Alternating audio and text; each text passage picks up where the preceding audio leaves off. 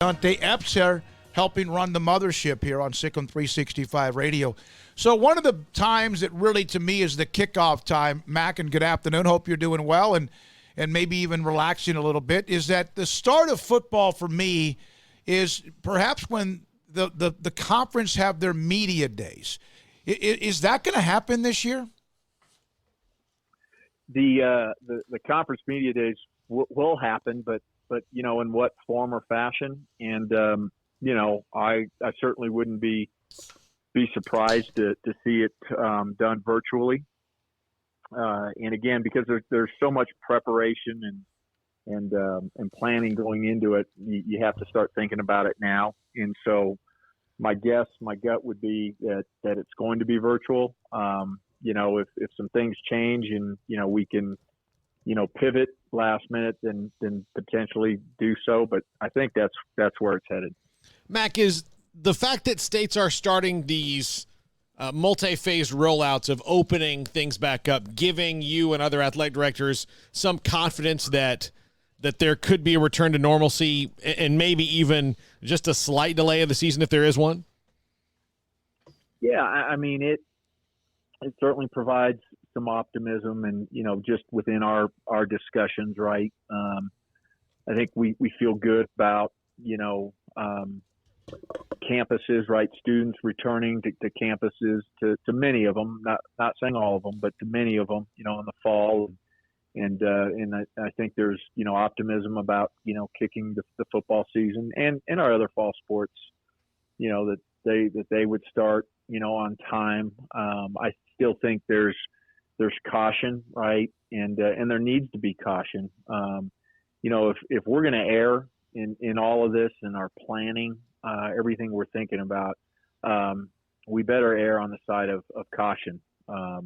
Absolutely. When you think about, health and safety of student athletes, health and safety of staff, health and safety of fans, et cetera. And so that's, I think, all of the things that we're certainly think about. But there's a sense of optimism.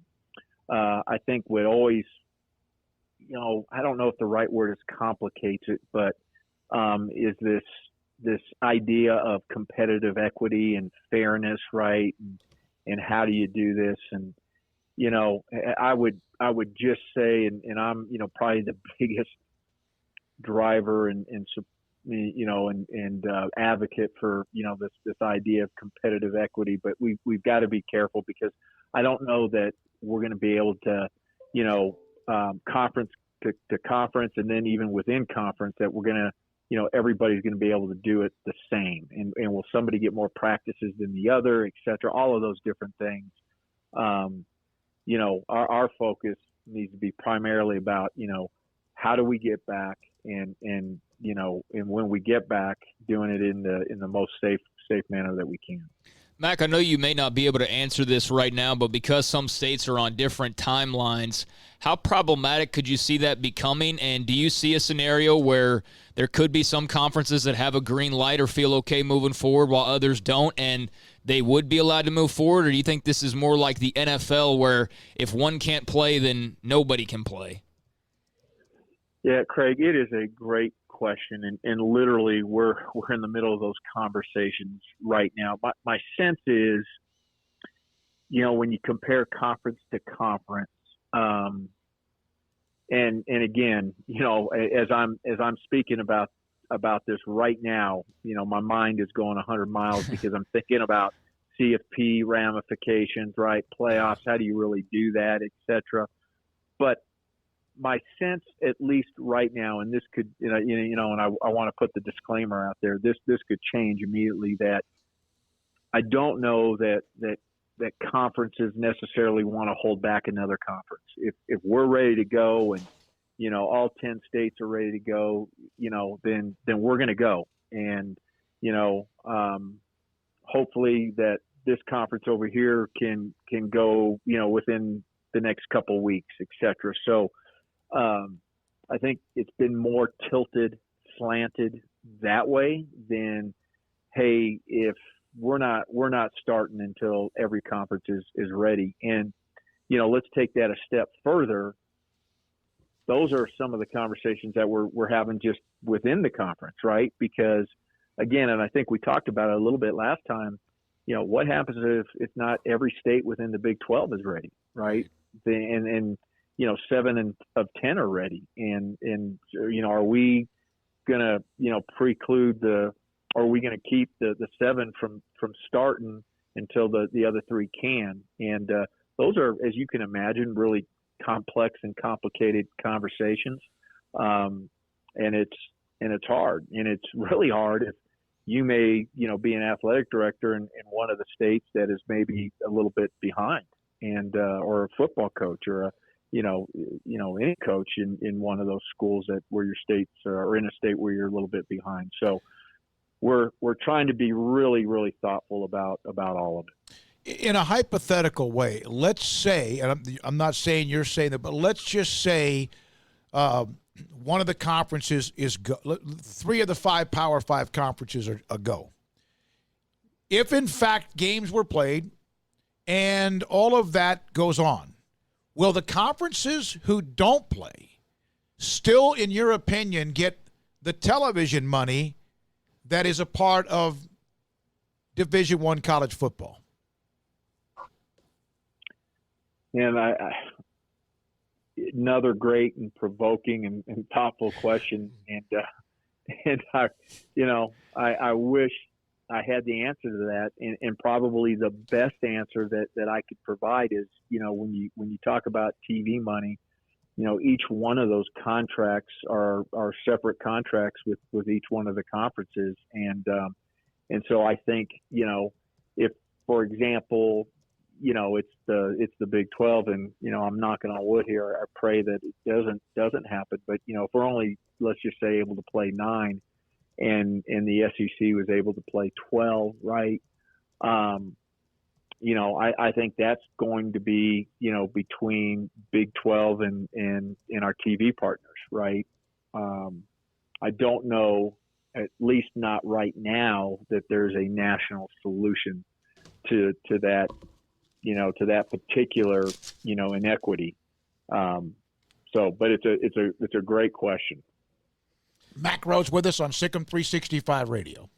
Mac, do you think that there would be a scenario in which maybe the first half of the season is played with no fans, and then we could get an all clear and you guys can go ahead with a plan that you have to somewhat socially distance and have fans in the stands? Or if it starts no fans, will it end no fans? Yeah, I don't, I think, I think change, things can change,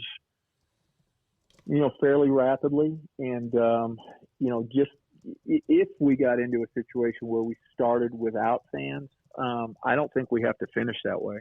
I think, if again, dependent upon, local state governments, dependent upon public health officials, right, that's always the starting point. But, football is a long season, 3 months and then, the bowl games and stuff. And I think things could change, and we could get to a point again, if we started without, that we could bring back fans. So I think, that certainly would be and could be a possibility. Mac, I know you're dealing with a lot of things right now that don't really have answers at the moment, between COVID and all the preparation for next season and the questions about that, and then the name, image, likeness piece that you've also been dealing with. Is there any time for anything else that you're able to deal with, or are those two taking up a lot of it? Those two are taking up a majority of the time. I was kind of laughing the other day, and I know we don't have much time, but I was, as we started entering into this COVID-19, right, virtual, right, I had a list of all the things and presented it to the executive team. Hey, with this time, right, without the day-to-day everything going on, man, what an unbelievable opportunity we have to tackle these 10 things, man. Awesome. Let's get after it.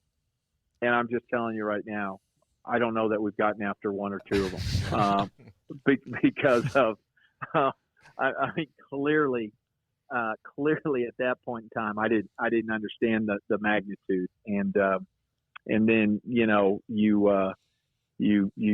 so you're dealing with the COVID-19, and you're now certainly some of the national stuff you mentioned, the name, image, likeness, and then the transfer waiver, and so just trying to handle it all. May is when would normally be obviously graduation, and that's another issue. But there's also Board of Regents meetings. Anything going on with that? Are those also going to be virtual? Have you been a part of anything? Yeah, so I don't think that it's. I think they're all public, so I don't think I'll lose my job by providing the information. But right now we're in the committee phase of the Board of Regent meetings, the May meetings, and I'd have to look at my calendar. I've been a part of one or two of the committee meetings. I think there's maybe been 3 so far, but everything has been done virtually. And then we'll have the formal board meeting together, and we'll do that as well. So, man, we're zooming away. I'm telling you. You guys, anything else? Do you feel like you're an expert now? That you know how to mute and pause your video at the right time? Hey, I've gotten to the point where I can share documents. I can, zoom in, zoom documents. I'm sort of becoming a pro at this. So, and hey, before you guys get rid of me, I don't know that I answered the name, image, and likeness question. So if I need to do that, please let me know. If you had a specific question about it, I'm more than happy to answer. Well, go ahead. You have just based on the guide that first thing that's out. That seems to be very early on. Did that provide any kind of real direction for what you guys are going to do, or is that too early to say?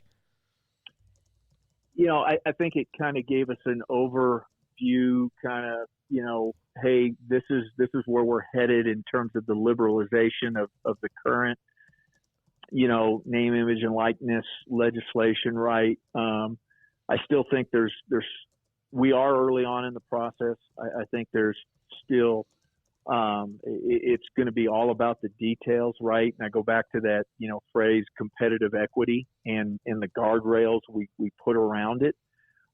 You think about the name, image, and likeness, and there's a lot of components to it, but the big 4 are, autographs, personal appearances, jersey sales, right? Video games, and there's a lot more, but this idea of the guardrails and trying to make sure that we don't create this inequity when it comes to the recruitment of student athletes. And I think Baylor will fare well. I think we'll fare really well, but I'm worried about just the intercollegiate athletic enterprise as a whole, and we need to do the best we can to protect that collegiute model. That's it. Yep. Mac, I hope you get it. So I know it's hard, but I hope you're getting some downtime as well. And are you still running?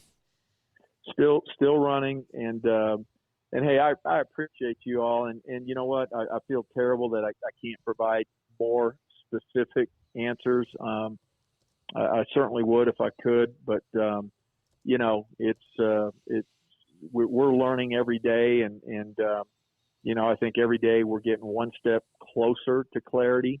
I wish we were there, but we'll get there. And again, I think that Baylor Athletics, I think we're going to be really, really well positioned when we get to the other side of this. We had Dave Aranda. It was a media session for him, as you may know, earlier today, and he was talking about how his players, despite no hands-on anything, have now started to finish sentences or questions of the coaching staff. Isn't that pretty amazing how they've been able to do that without any hands-on workouts or whatever?